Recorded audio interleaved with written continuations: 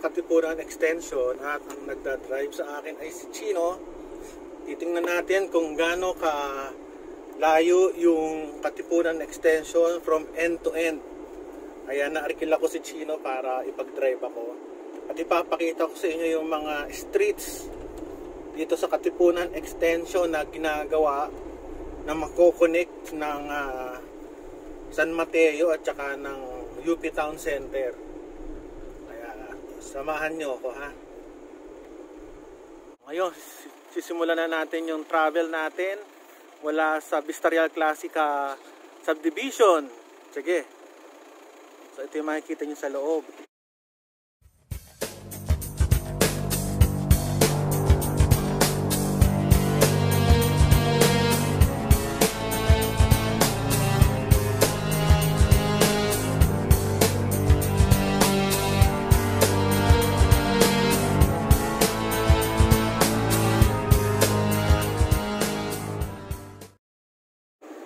So yan ang makikita sa loob. This is Vista Real Classica. Sino bagalan mo? Malog. So ito yung Vista Real Classica Subdivision sa Old Balara, Quezon City. Ito yung bridge konektado sa Marikina River. Okay.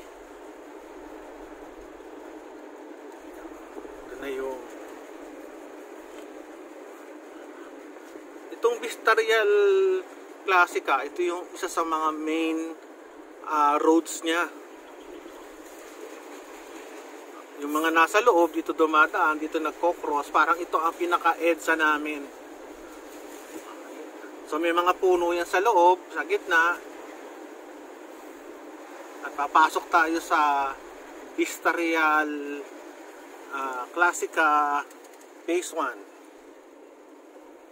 Phase 1. Diyan may gate.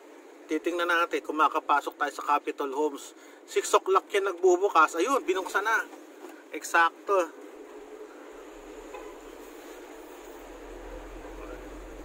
So papasok na tayo ng Capitol Homes. Kailangan nyo ng sticker dito.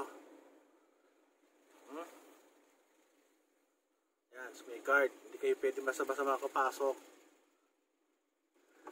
Hi boss. Yan.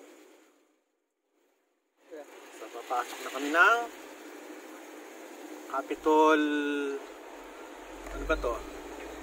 Capitol Homes, Old Balara, Quezon City. Ito yung ano ba tawag dito? Katipunan Extension na ginagawa ng ating gobyerno. Okay? Binababagalan ko lang kay Chino para hindi kayo mahilo. Itong mga puno rito, mga bagong lagay ito. Ayan, mga bagong lagay. At kami ay naligaw. Baliktad. Kasi hindi pa ito bukas. Nung bukas, yung kabilang side. Anyway, pag ginamit nyo siguro to, bubukas na to. Maraming nagbabike dito, maraming nagja-jogging, maraming nagdo-drones. Ayan. Ito ang bagong gate at pasok tayo ng Acropolis Loyola. Ito, maraming lupa dito na bakante. Kaya kung naghahanap kayo ng bakanting lupa, pwede dito. Ganda oh, may puno na sa gitna. Dati wala. Mayroon na ring halaman. Ayan oh, may halaman. Nasa loob ako ng sasakyan namin ni Chino kasi hindi ko siya nilabas, nilipat ng hangin.